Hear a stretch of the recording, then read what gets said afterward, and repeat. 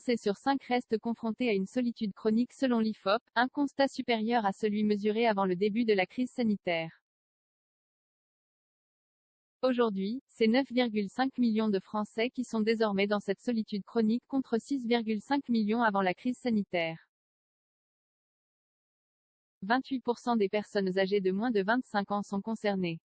Ce pourcentage diminue lorsque l'âge lui augmente, jusqu'à obtenir 9% pour les 75 ans et plus. Le Tinder de l'amitié après les succès de Tinder, Grindr, Happn ou encore Fruits, c'est au tour des applications de rencontres amicales d'être sur le devant de la scène. Une des premières à avoir exploité le filon est l'application américaine Meetup, créée en 2002. Elle compte aujourd'hui 58 millions de membres et est présente dans 193 pays. Le principe est simple, vous recherchez des groupes qui partagent vos intérêts et vous les rejoignez. Vous pouvez donc rencontrer des gens lors d'événements liés à vos passions. Les applications du genre se sont donc multipliées comme Oui3, Patook ou encore Vingle. La plupart ont emprunté le principe de Tinder, d'où la nécessité pour les applications nouvelles d'être innovantes. C'est le cas de Clubhouse, qui vise à rassembler les gens uniquement en utilisant la voix.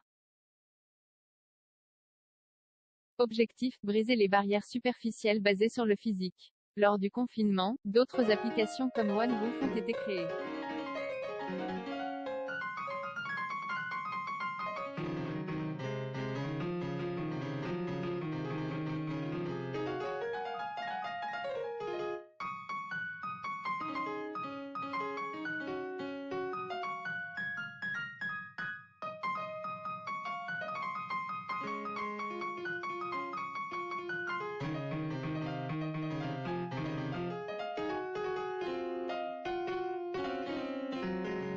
La directrice de la Fondation de France Axel Dabezac avait déclaré à France Info que « La crise sanitaire a créé une bascule extrêmement forte, une perte de confiance et des dégâts psychologiques assez considérables, chez les moins de 30 ans.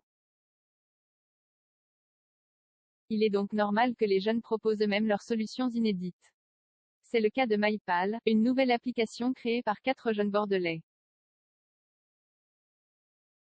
Elle sortira prochainement exclusivement sur Bordeaux pour commencer. Loris, à la tête de la start-up, a résumé l'objectif dans le journal Sud-Ouest, révolutionner le monde des soirées tout en améliorant les relations sociales.